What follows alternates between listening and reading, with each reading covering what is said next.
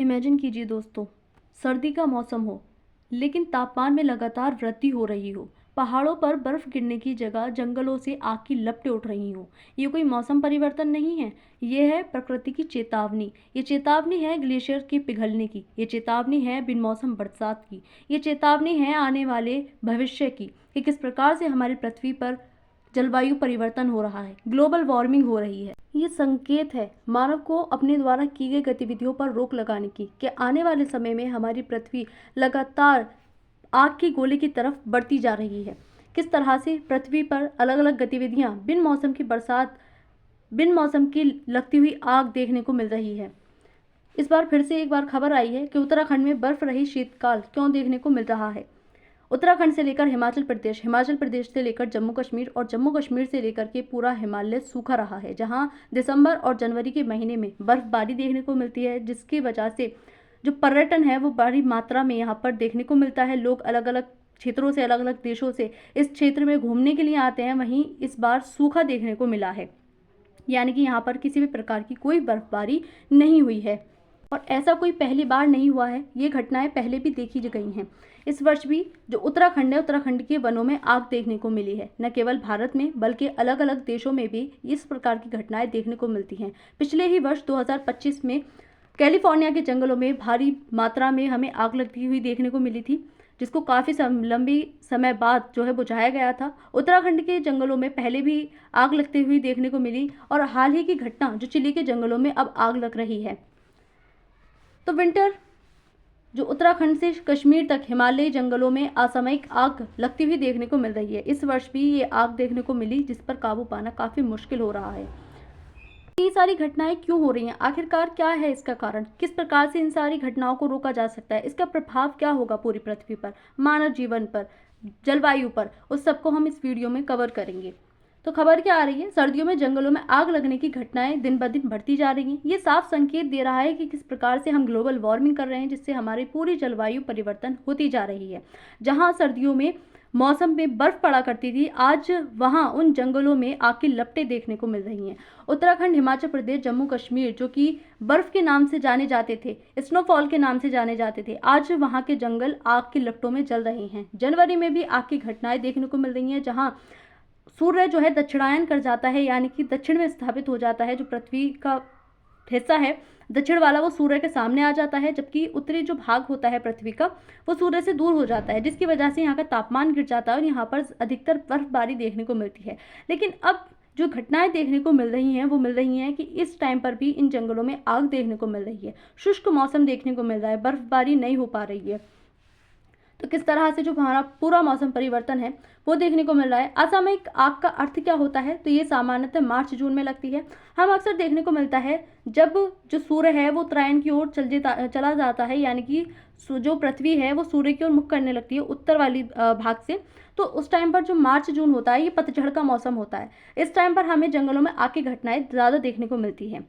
आग की घटनाओं का कारण क्या होता है? जब शुष्क मौसम हो जाता है, यानी कि कोई नमी नहीं बचती है पेड़ पौधों में, तो जो पेड़ पौधे होते हैं, उनके जो पत्ते होते हैं, घास फूस होती है, आपस में रगड़न की वजह से उनमें आग उत्पन्न हो जाती है।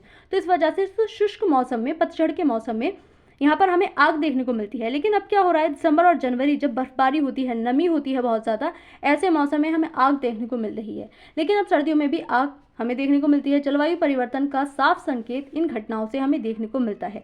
और ये केवल भारत के लिए चिंता का विषय नहीं है, ये पूरे विश्व के लिए चिंता का विषय है, क्योंकि इस प्रकार की घटनाएं अलग अलग देशों में देखने को मिलती हैं। जो आग का मुख्य कारण है वो कम बर्फबारी है, क्योंकि यहाँ पर अगर हम देखें तो पश्चिमी विक्षोभ, जो कि पश्चिम से आने वाली हवा होती है, जो अपने साथ नमी लाती है और सर्दियों में बारिश कराती है, जो उत्तराखंड वाला इलाका होता है, हिमाचल प्रदेश वाला, इन क्षेत्रों में। लेकिन अब क्या हुआ है कि पश्चिमी विक्षोभ काफ़ी ज़्यादा कमज़ोर हो गया है, जिसकी वजह से वो अपने साथ नमी नहीं ला पाया है।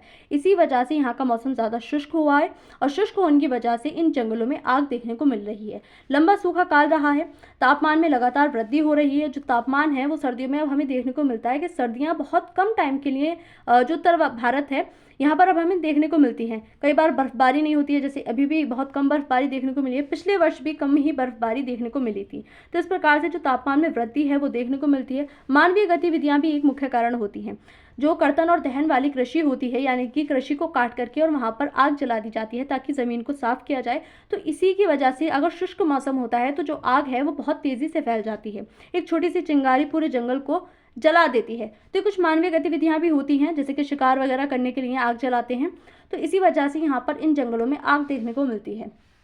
जलवायु परिवर्तन की भूमिका अगर हम देखें तो लगातार ग्लोबल वार्मिंग हो रही है। ग्लोबल वार्मिंग का कारण क्या होता है? तो ग्लोबल वार्मिंग में हमें देखने को मिलता है जो पृथ्वी, जो सूर्य होता है, सूर्य से जो आने वाली पृथ्वी पर किरणें होती हैं, फिर जब रात का समय होता है तो जो हमारी पृथ्वी है, पृथ्वी से विकिरण होता है, यानी कि जो सूर्य की किरणें पृथ्वी ने ग्रहण की थी अब वो उनको वापस निकालेगी, जिसको हम पार्थिव विकिरण कहते हैं। तो इसकी वजह से, तो जब ये पार्थिव विकिरण होता है, अब हमारे जो पृथ्वी है उस पर इतना ज़्यादा एमिशन हो चुका है, इतनी ज़्यादा जो गैसेस हैं, जो जिनको हम ग्रीन हाउस प्रभाव वाली गैस कहते हैं, उनका इतना ज़्यादा जो मात्रा है वो बढ़ चुकी है, जिसकी वजह से ये जो विकिरण है वो वापस निकल ही नहीं पाता है और पृथ्वी पर घूमता रहता है। इनमें हमें देखने को मिलती है CO2।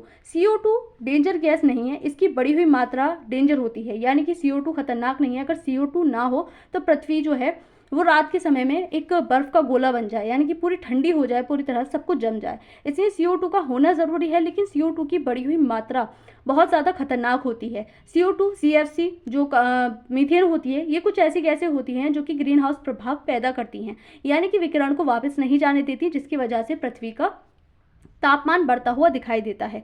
और इसी वजह से जो ग्लोबल वार्मिंग है वो हमें यहाँ पर देखने को मिलती है। एल नीनो प्रभाव, नीनो में पवन की गति काफ़ी ज़्यादा धीमी हो जाती है, जिसकी वजह से जो भारत में मानसून होता है, मानसून काफ़ी ज़्यादा कमज़ोर हो जाता है, जिसकी वजह से हमें एल नीनो प्रभाव देखने को मिलता है, जिसका सीधा प्रभाव भारत के कृषि क्षेत्र पर देखने को मिलता है, क्योंकि भारत के कृषि प्रधान जो देश है वो है, तो इसकी वजह से भारत के मानसून पर यहाँ पर प्रभाव देखने को मिलता है। हिमालय का संवेदनशील पारिस्थितिक तंत्र में जो अभाव है, इस पूरी प्रक्रिया की वजह से हमें जलवायु परिवर्तन होते हुए देखने मिलते हैं। वनों पर इसका क्या प्रभाव पड़ेगा? जो आग लग रही है, इस प्रकार की गतिविधियां हो रही हैं, तो जैव विविधता को सीधे तौर पर नुकसान है। भारत अपनी विविधता के लिए जाना जाता है, चाहे वो जैव विविधता हो, संस्कृति विविधता हो, या फिर धर्म विविधता हो, भाषाई विविधता हो। पूरे विश्व पर भारत की जो छवि है वो विविधता के लिए जानी जाती है। तो भारत हर प्रकार की विविधता को अपने अंदर समेटे हुए है। जैव विविधता, ये जैव विविधता को सबसे बड़ा जो नुकसान है वो यहाँ पर देखने को मिलेगा, क्योंकि जब जंगल में आग लगती है तो वहाँ अलग अलग प्रकार की घास फूस होती है, अलग अलग प्रजातियां होती हैं पेड़ पौधों की, तो वो जलकर नष्ट हो जाती हैं, उनकी पूरी पूरी प्रजाति खत्म हो जाती है, जिसकी वजह से उस जैव विविधता को नुकसान होता है। मिट्टी की उर्वरता कम होती है। जब पूरी तरह से जंगल जल जाता है तो वहाँ की जो मिट्टी होती है, क्योंकि उसके ऊपर जितने पेड़ पौधे होते हैं, घास फूस होती है, वो सब जल जाती है। तो जब अगली बार बारिश होती है तो उसके साथ जो नमी होती है, मिट्टी की जो उर्वरता होती है वो बह जाती है। तो वहाँ पर उपजाऊ करना, यानी कि जो उर्वरकता होती है उसकी मिट्टी की, वो पूरी तरह से समाप्त हो जाती है। वन्य जीवों का विस्थापन यहाँ पर देखने को मिलता है। जो जीव जंतु होते हैं, छोटे मोटे कीटनाशक कीड़े होते हैं, वो सब अपनी जान बचाकर वहाँ से भागने की कोशिश करते हैं, यानी कि उन वन्य जीवों को वहाँ से विस्थापित होना पड़ता है, जिसको परेशानी का सामना करना पड़ता है। जब जंगलों में आग लगती है तो वहाँ से वो अपनी जान बचाकर बस्तियों की तरफ भागते हैं, गाँवों की तरफ भागते हैं। ऐसे में क्या होता है कि जब वो गाँवों की तरफ भागते हैं तो मनुष्य उनसे खतरा उत्पन्न, मतलब खतरे को जो है फील करता है। ऐसे में फिर वो उन पर प्रहार करता है, तो कई बार उनकी जान भी चली जाती है। मानव जीवन पर इसका क्या प्रभाव पड़ेगा? तो वायु प्रदूषण जो लगातार हमें बढ़ता हुआ नजर आ रहा है। हाल ही में हमने दिल्ली का हाल देखा, दिल्ली में किस प्रकार से 401 जो AQI है उससे भी ज़्यादा प्रदूषण फैल चुका है। अलग अलग क्षेत्रों में वायु प्रदूषण फैल रहा है। स्वास्थ्य समस्याएं देखने को मिलती हैं, जो श्वसन होता है, सांस की समस्याएं यहाँ पर हमें ज़्यादा देखने को मिलती हैं। अलग अलग प्रकार की समस्याएं हैं। मिट्टी में जो उल्टे सीधे गलत पोषक तत्व होते हैं वो मिल जाते हैं, जिसकी वजह से वो खाद्य तौर पर मनुष्य के पेट में जाते हैं, अंदर जाते हैं, जिसकी वजह से स्वास्थ्य समस्याएं उत्पन्न होती हैं। पानी में गलत पोषक तत्व मिल जाते हैं। आजीविका पर प्रभाव पड़ता है, क्योंकि बहुत सारी जो जनजातियां हैं वो उस क्षेत्र में रहती हैं। ऐसे में क्या होगा कि जब उनमें जो है आग लग जाएगी तो उन पर निर्भर होने वाली, जो उन जंगलों पर निर्भर थी जनजातियां, उनको आजीविका के अवसर उनके समाप्त हो जाते हैं। फिर उन्हें कहीं और जाना पड़ता है। जो उन जंगलों में अपना रह गुजर कर रहे होंगे, वहाँ पर रहते होंगे, उनको उस जगह को छोड़ करके दूसरी जगह पर विस्थापित होना पड़ता है। विस्थापन का सबसे बड़ा प्रभाव उन जनजातियों पर देखने को मिलता है। जल स्रोतों पर इसका नकारात्मक प्रभाव पूरी तरह से देखने को मिल रहा है। जिस तरह से हमारी जो पृथ्वी है वो लगातार ग्लोबल वार्मिंग हो रही है, जलवायु परिवर्तन हो रहा है, तो झरने सूखते जा रहे हैं। हम देख रहे हैं कि पानी की समस्या, पानी की किल्लत जो है वो उत्पन्न होती जा रही है लगातार। नदियों के जलस्तर में गिरावट आ रही है, नदियाँ एक तो दूषित होती जा रही हैं। दूसरा, जो जलवायु परिवर्तन है, बिन मौसम के बरसात होती है। कभी जब समय होता है मौसम का, बरसात का, तब बारिश नहीं हो पाती है, जिसकी वजह से जो नदियों में जलस्तर है वो लगातार गिरता जा रहा है। जो ग्राउंड वाटर है उसमें कमी देखने को मिल रही है। भविष्य में जल संकट उत्पन्न होने की पूरी संभावनाएं जताई जा रही हैं, जिसके लिए ज़रूरत है कि हमें पानी को संरक्षित कर रखना चाहिए। जिस तरह से चीन में टेक्निक है पानी को संरक्षण करने की, जो वर्षा का पानी होता है उसको संरक्षण देना चाहिए, उसको बचा कर रखना चाहिए, ताकि आने वाले जो पीढ़ियां हैं या आने वाले जो समय है जिसमें हमें देखने को मिल रहा है कि जल संकट उत्पन्न होगा, ऐसे समय में वो पानी काम कर सके। हिमालय क्षेत्र की विशेषताएं अगर हम देखें तो युवा पर्वत श्रृंखला है हिमालय, जो हमें काफ़ी ज़्यादा चीज़ों से बचाता है, क्योंकि जो पश्चिमी विक्षोभ होता है, जो रशिया वाला क्षेत्र है, चीन वाला क्षेत्र है, यहाँ से काफ़ी ज़्यादा ठंडी हवाएं आती हैं, जिससे बचाने का काम हमारा हिमालय करता है। ऐसे में क्या हो रहा है, तो हिमालय हमारे लिए काफ़ी फ़ायदेमंद भी है, क्योंकि ज़्यादा सर्द से, क्योंकि जो भारत है वो कृषि प्रधान क्षेत्र है, कृषि पर उसके नकारात्मक प्रभाव देखने को मिलेंगे। लेकिन अभी वो पश्चिमी विक्षोभ भी इतना ज़्यादा कमज़ोर हो गया है कि यहाँ पर वर्षा भी नहीं हो पा रही है। भूकंप संभावित क्षेत्र और अत्यधिक संवेदनशील पारिस्थितिकी तंत्र यहाँ पर हिमालय में देखने को मिलता है, क्योंकि हिमालय जो है वहाँ पर अलग अलग विविधता पारिस्थितिकी तंत्र भारी मात्रा में देखने को मिलता है। सरकारी कदम इसके लिए क्या उठाए जा सकते हैं? जिस प्रकार की घटनाएं देखने को मिल रही हैं, आग जैसी घटनाएं, तो फायर अलर्ट सिस्टम होना चाहिए, ताकि जो फायर अलर्ट है वो तुरंत अलर्ट हो जाएं और इस प्रकार की जो आग है उस पर काबू पाया जाए। वन विभाग की निगरानी होनी चाहिए कि किस तरह से वनों का, किस तरह से जो संरक्षण है उनका संरक्षण किया जाए, इस आग से बचाया जाए।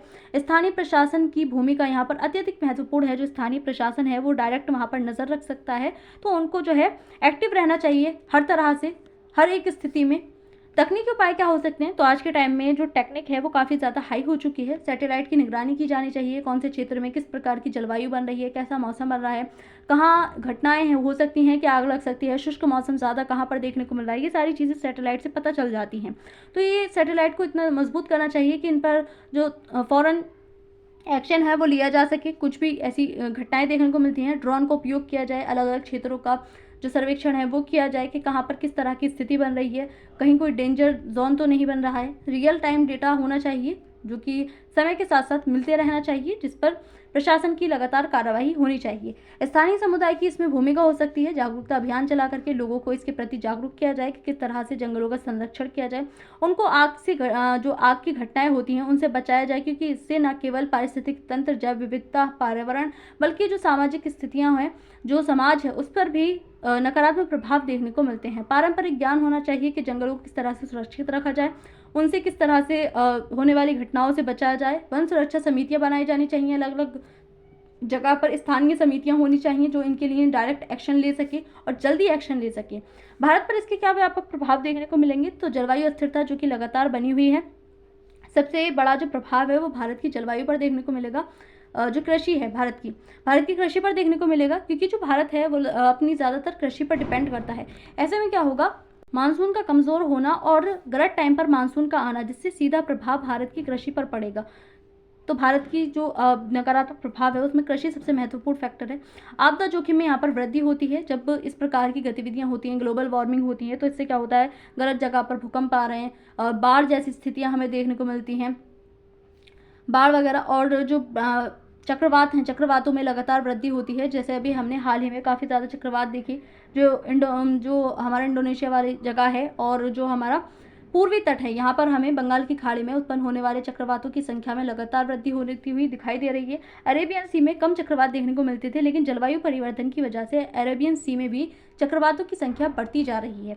वैश्विक संदर्भ में अगर हम देखें तो विश्व स्तर पर भी जो है हमें इस प्रकार की घटनाएं देखने को मिलती हैं। जो जंगलों में आग लगती है, जैसे कि कैलिफोर्निया के जंगलों में, चिली के जंगलों में, अलग अलग क्षेत्रों में हमें आग लगती हुई दिखाई दे रही है। जलवायु संकट के प्रमाण यहाँ पर देखने को मिल रहे हैं।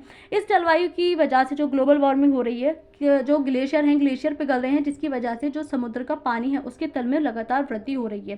तो इसको लेकर के जो छोटे देश हैं, छोटे द्वीपीय देश जो होते हैं, उनको डूबने का खतरा लगातार बना रहता है, जैसे कि मालदीव वगैरह, इंडोनेशिया के कुछ छोटे द्वीप, जापान के छोटे द्वीप, जो हमारे अंडमान निकोबार है, इन जैसे जो देश होते हैं, फिजी वगैरह, उनके डूबने का खतरा लगातार बना रहता है। इसको लेकर के इन्होंने काफ़ी बार आवाज़ भी उठाई है अंतर्राष्ट्रीय स्तर पर कि जो ग्लोबल वार्मिंग है, यानी कि जो एमिशन किया जा रहा है वो विकसित देश कर रहे हैं, या उन्होंने किया है खुद को विकसित करने के लिए।